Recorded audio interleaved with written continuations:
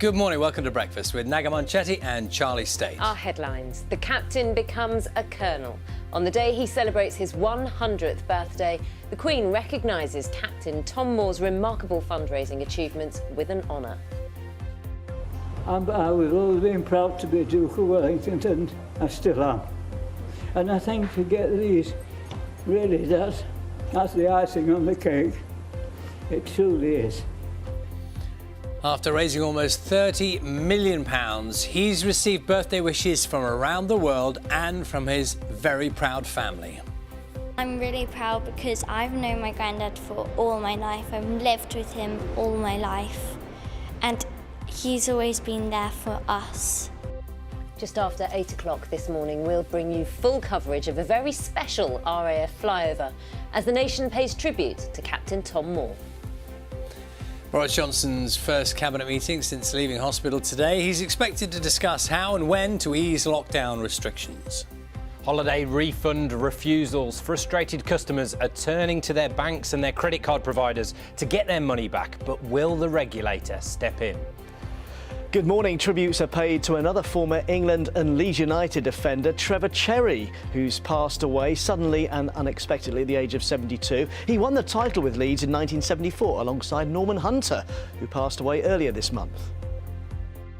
Good morning. It's a changeable day ahead today. Many of us have got a window of dry weather first thing, but expect some heavy showers and some thunderstorms too. I'll bring you all the details throughout this morning's programme.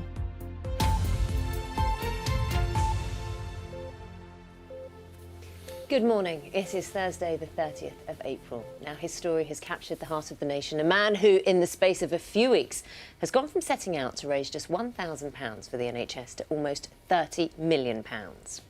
We're talking, of course, about Captain Tom Moore, and today is his 100th birthday. Throughout the morning, we'll be paying tribute to him as he celebrates this milestone. John Maguire joins us now from Captain Tom's home in Marston Moretain. John, good to see you. What a day to celebrate. We met Captain Tom Moore on Good Friday just a few weeks ago, and we are here.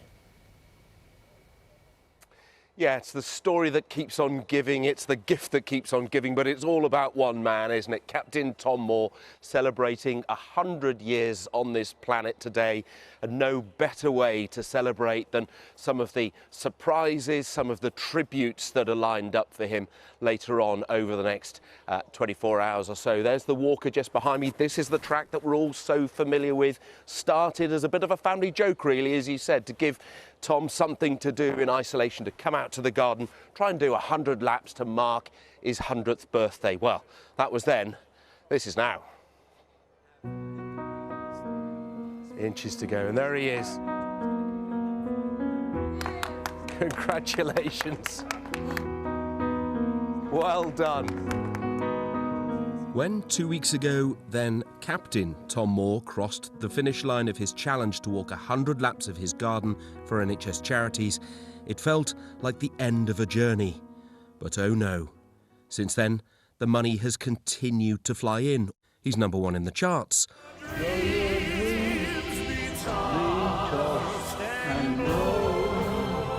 Holds 2 Guinness World Records and has just been made an honorary colonel. I was always been proud to be Duke of Wellington, and I still am. And I think to get these, really that's the icing on the cake. It truly is. Today, though, another momentous achievement. He's 100 years old. His eldest grandson, also named Tom, is locked down in Bristol, but told me he's with his grandfather every step of the way. It's just been an inspiration, you know, and just what he's doing now is just incredible. I mean, it sums him up, really. It really sums him up. You know, he just can't sit down. He's got to do something. Even if it's giving back, is brilliant. And that brilliance, determination and selflessness has made him a beacon of hope in these dark times. In honour of his centenary, there'll be a flypast of 2 historic planes. A Hurricane and a Spitfire, icons of a bygone age, will salute a fellow war veteran, but Colonel Tom is an icon of today.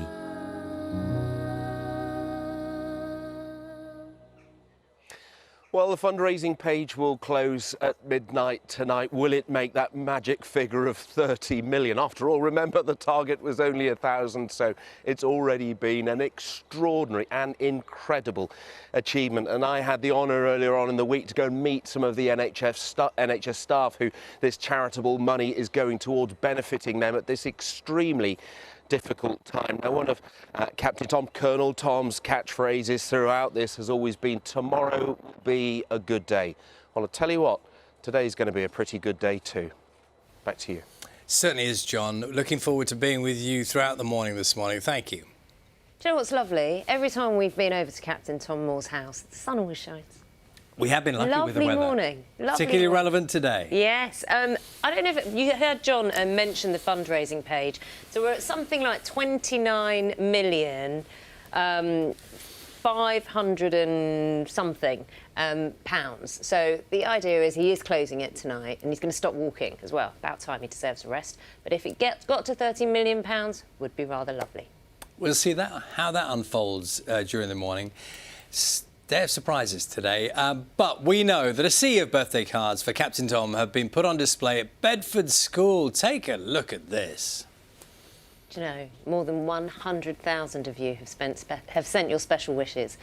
In amongst those cards, somewhere in there, there's a card from the Duke and Duchess of Cambridge, Dame Kelly Holmes, and England football captain Harry Kane. Staff, parents, pupils have spent hours opening each card. I think there's been like 400 volunteers, and they've created this display in the school's Great Hall. And we spoke to Hannah, Captain Tom Moore's daughter, not so long ago, and she was reading out some of them, some really beautiful messages in there as well. So we will be spending a bit of time down there this morning speaking to some of those who are very close to this story. Also, later this morning, a Spitfire and a Hurricane will travel from Lincolnshire to take part in a special fly-past organised in Captain Tom's honour. And you'll all be able to watch that here on Breakfast this morning. Well, Alison Freeman is at RAF Coningsby, from where the planes will take off.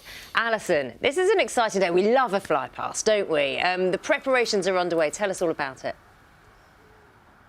Yeah, it's pretty exciting. I feel quite honoured to be here, actually.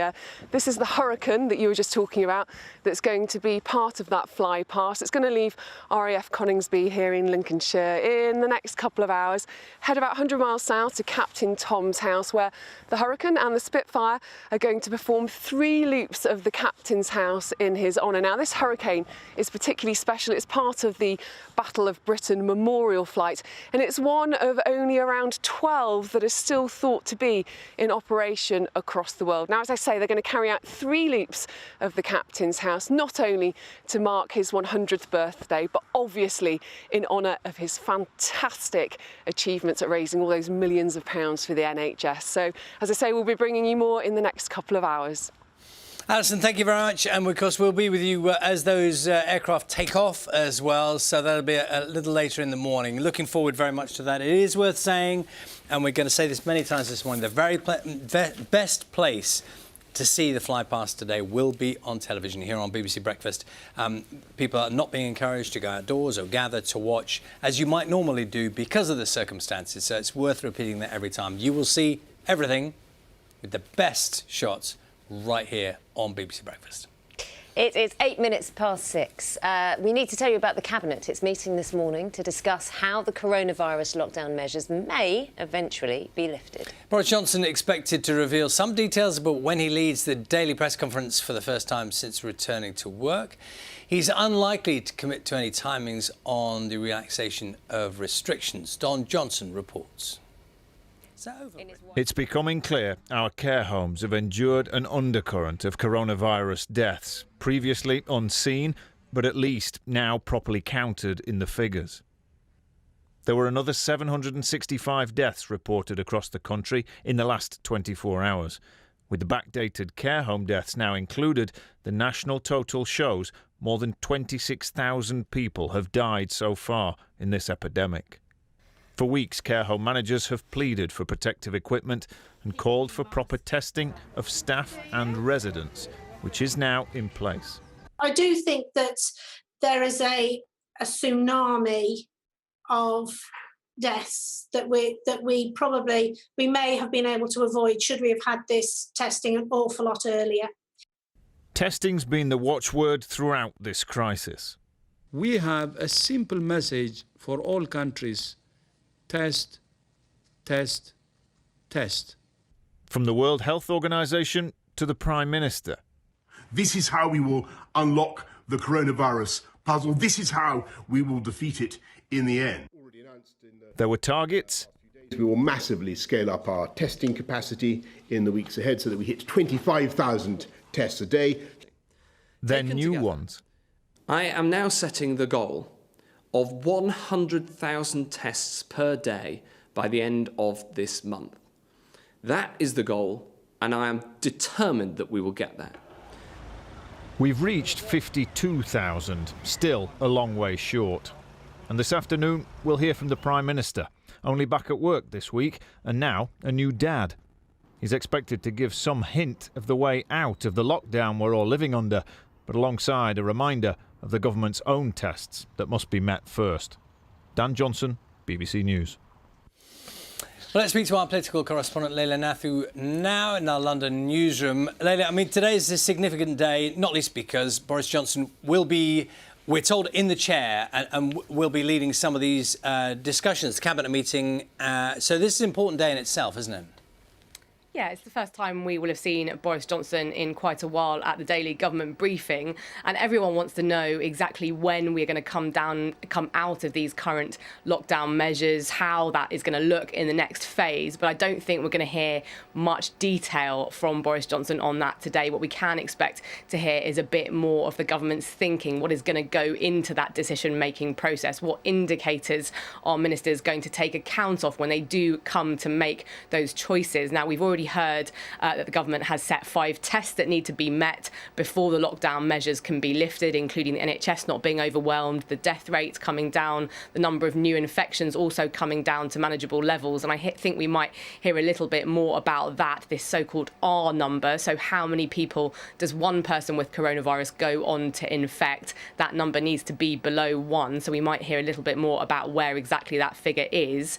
But I think that we can't expect a sort of grand plan being set out from Boris Johnson today. Remember, there has been a lot of pressure on him from Conservative MPs, from the opposition Labour Party, and because the devolved governments in Scotland and Wales have also set out already their thinking about the next phase. So I think this is going to go some way in answering that. But remember, there are also pressing issues now for Boris Johnson to address. The serious situation in care homes, as you heard there. Also the issue of reliable supply chains for PPE, testing, of course. So plenty of questions for Boris Johnson to answer when we see him at the podium later. Leila, thanks very much.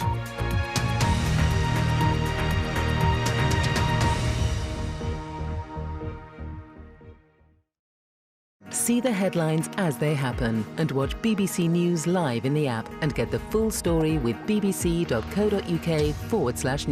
Follow the story for all the latest with BBC News.